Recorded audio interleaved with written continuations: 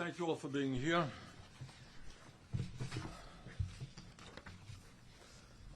We are, last I heard, in Manchester, New Hampshire today, holding a press conference that should have occurred 3 nights ago in Des Moines, Iowa, but for the inability of the Iowa Democratic Party to count votes in a timely fashion. That screw-up has been extremely unfair to the people of Iowa. It has been unfair to the candidates, all of the candidates, and all of their supporters. So what I want to do today, 3 days late, is to thank the people of Iowa for the very strong victory they gave us at the Iowa caucuses on Monday night. Even though the vote tabulations have been extremely slow, we are now at a point with some 97% of the precincts reporting where our campaign is winning the popular initial vote by some 6,000 votes. In other words, some 6,000 more Iowans came out on caucus night to support our candidacy than the candidacy of anyone else. And when 6,000 more people come out for you in an election than your nearest opponent, we here in northern New England call that a victory. Further, in Iowa, as you all know, there is a realignment process where people who supported a candidate with less than 15% in the room can cast a vote in a second round for a different candidate. That's that realignment process. In that process, we are now ahead by over 2,500 votes. In an election with voter turnout of approximately 180,000 people, and with 8 strong candidates competing, a victory margin of some 6,000 votes is pretty decisive. And the reason that happened is because of the unprecedented grassroots effort of our volunteers. Thousands of volunteers in Iowa knocked on hundreds of thousands of doors. They did that in the snow, they did that in the rain, and they did that in freezing temperature. And I just want to take this opportunity to thank all of those volunteers for the extraordinary effort that they made, which made our victory possible. Now, as everyone knows, the Iowa process is enormously complicated. In my view, it is far too complicated. And one word, if I might, about the so-called state delegate equivalents, SDEs, that the cable news and political pundits have spent so much time pontificating about.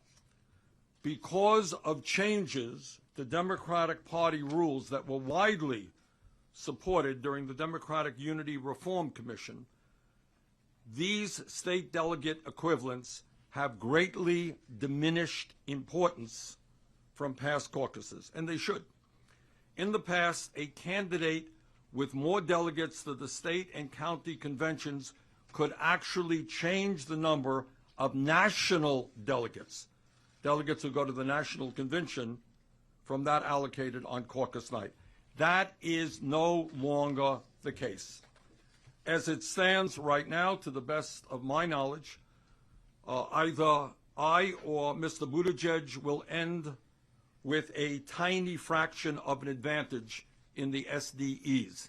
I think he's ahead now by some 3.5 state delegates out of 2,150 total number of delegates. That may change. We may go in the lead by a little bit. Given the remaining precincts outstanding and mathematical errors, which we are discovering in the data, we could well end up with more SDEs.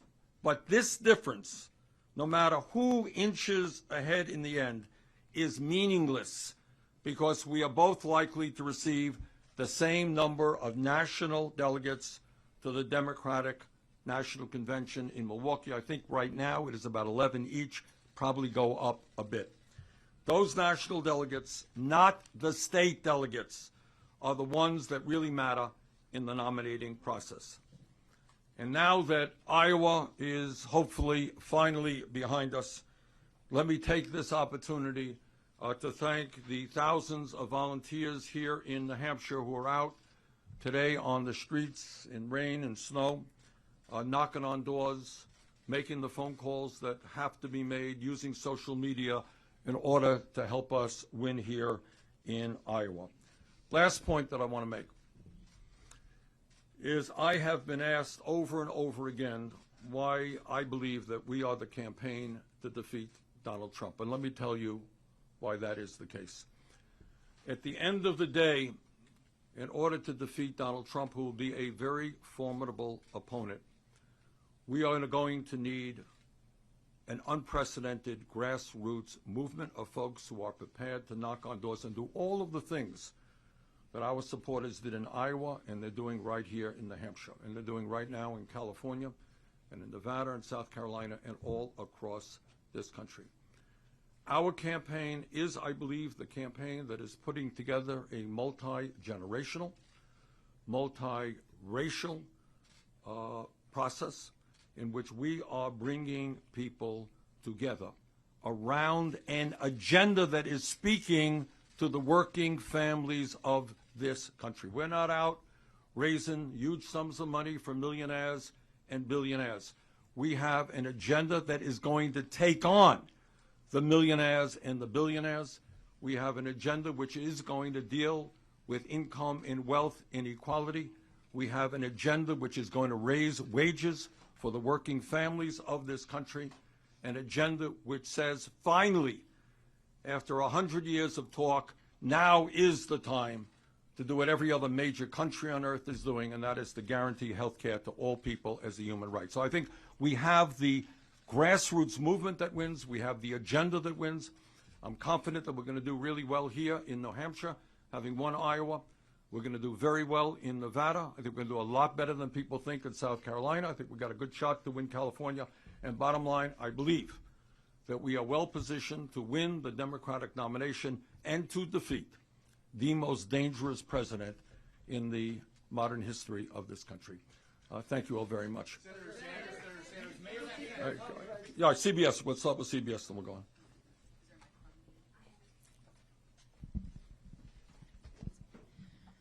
So Senator Tom Perez is calling for essentially a recount in this process. Is that something that you would support? And do you trust that the people running the party in Iowa are effective in doing their jobs? I think all I can say is what I just said, is we won an 8-person election by some 6,000 votes.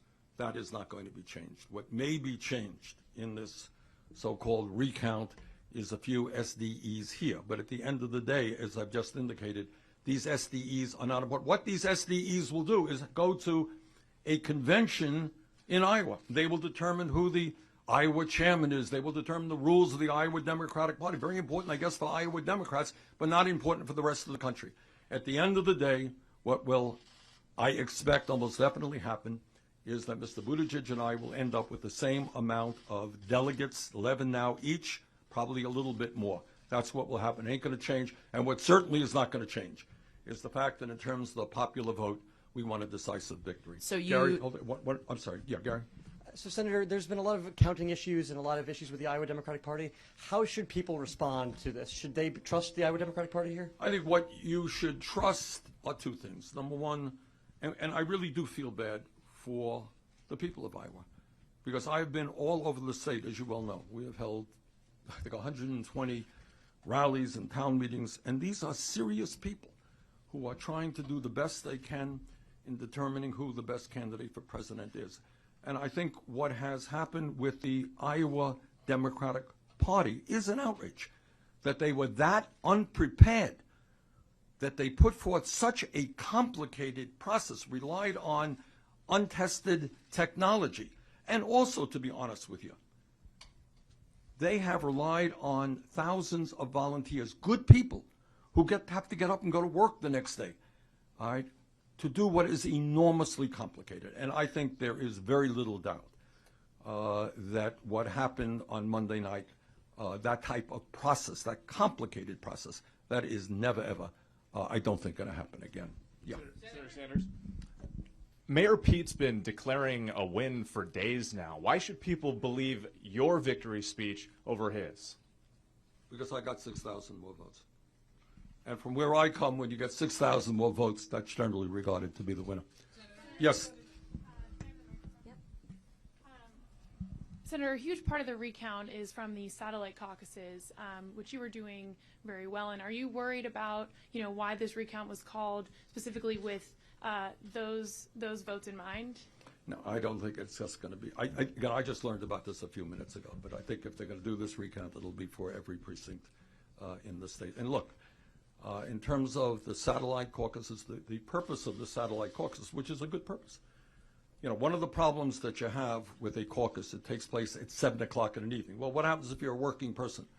What happens if you're a mom who has 2 kids and you can't come out to a caucus? And what I think the Iowa Democratic Party tried to do correctly is to say, okay, if you can't come out, if you're a student in a night class, we will provide you an opportunity to vote. And most of the people, I think, who voted are working class people, and you're right.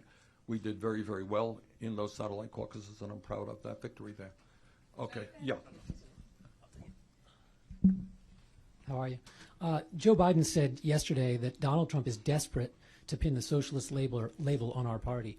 Why are you so certain that your own self-identification as a democratic socialist won't have serious blowback in November? Let me tell my good friend Joe that when we're dealing with somebody like Donald Trump who lies all of the time, he will pin any label that he wants on any candidate. It doesn't really matter. But I think the agenda that we have is the agenda that speaks to the working families of this country. And let me tell you something else. We will expose Trump not only for the liar, pathological liar that he is, but for the fraud that is, total fraud. And this is a man, as all of you know, who spends half his life demonizing the undocumented in this country. Oh, he just hates the undocumented. How terrible it is. And yet, as a private businessman, he hired, quite knowledgeably, hundreds and hundreds of undocumented workers in his resorts and in construction projects so he could save money. This is a guy who says, oh, I hate outsourcing. We got to make sure that corporations create jobs here in the United States, not go to cheap labor countries abroad. This is a businessman who manufactured his products in low-wage countries abroad, in Turkey, in China, and in other low-wage countries. He is a fraud. He is a liar, and we will expose him for what he is. This is a man who, during his campaign, he said, my tax plan, is going to not benefit the wealthy. It's going to benefit working families. 83% of the benefits of his tax plan have gone to the top 1% over a 10-year period, and we end up with the absurdity of companies like Amazon, which made $10 billion in profit last year, not paying a nickel in federal income taxes. So we will have an opportunity during this campaign to expose Trump not only as a liar, but as a fraud. Yes, ma'am. Thank you, Senator Sanders. So Michael Bloomberg is skipping the early states. There'll be a debate tomorrow night. He won't be on the stage. Do you think it's fair that the Democratic Party altered or revised the rules to put him? Wait. Let me at least put the question all the way out. Answer. Even though I think you know where I'm going. You know where I'm going. Okay. Do you think it's fair that the rules are now allowing Michael Bloomberg to come in? And I'm looking at you as I see your slogan there, Bernie not the billionaire. So could you comment also on the rules? Billionaires. Do we have an S at the end of that? You have an S. All right. So could you comment not only on the debate, but on the even more money that Bloomberg is putting in the contest? Thank you. Thank you for the question. And I knew what the question is. I was going to answer it the same way. You got to make sure, though. Okay. No, I think it is an outrage. Look, rules are rules. And people like Julian Castro played by the rules, campaigned really hard. Cory Booker played by the rules. Tulsi Gabbard played by the rules. Andrew Yang played by the rules. They were here in New Hampshire. They were in Iowa. They have worked really, really hard. And for based on the rules determined by the DNC, they were unable to participate in one or more debates. And now suddenly, a guy comes in who does not campaign one bit in Iowa, New Hampshire. He's not on the ballot, I guess, in Nevada or South Carolina, but he's worth $55 billion. And I guess if you're worth $55 billion, you can get the rules changed for a debate. So to answer your question, I think that that is an absolute outrage and really unfair. And I say this because these other guys are my friends, the people like Cory Booker or Julian Castro or Tulsi Gabbard, who work really, really hard. They were excluded, but they're not multi-billionaires. That's wrong. Yeah. Two questions. Well, we'll see how the first one goes. A lot of Democrats are going to hear what you're saying this morning. Members who are actually, or people who actually are members of the Democratic Party, and will say, why not wait? Why not let Iowa finish counting first before declaring victory? Aren't you confusing the process by doing so? Well, I would hope, given the fact that we have waited 3 days, and now there is the talk of another recount, maybe we might want the decisions of the Iowa caucus before the November election. But I think what is very clear, 2 points.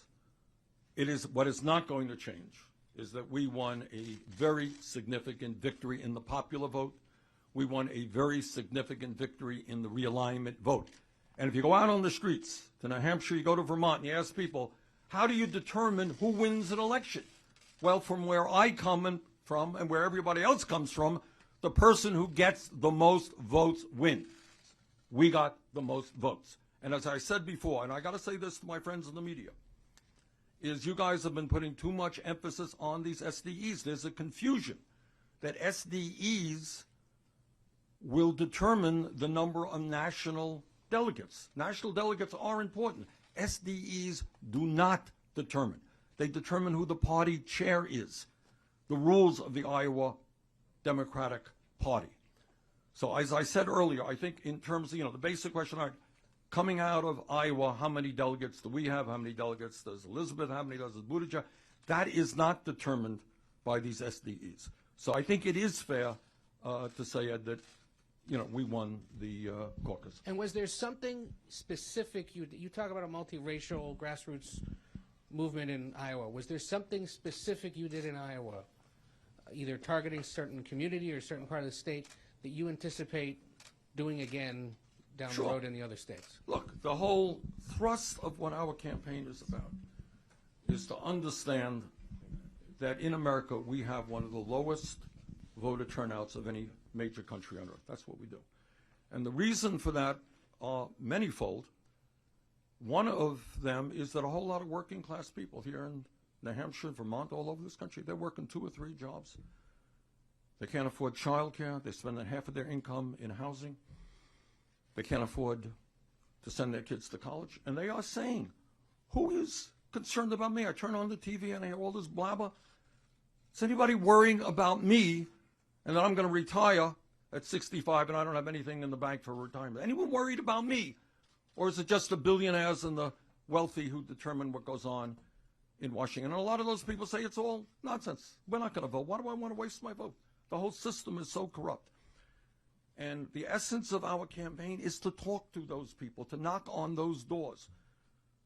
The doors of black voters and white voters and Latino voters and Asian American and Latin and Native American voters to say, you know what, if we all stand together, yeah, we can take on the billionaire class, which now dominates what goes on in Washington, both politically and from an economic perspective. Yeah, we can create an economy and a government that works for all of us. Okay. Yes, ma'am. Hi, based on these inconsistencies that we're seeing in the results, and because this is the first time that we've had the popular vote results, does this make you question the results of the 2016 Iowa caucuses? And do you think that there should be a caucus system at all?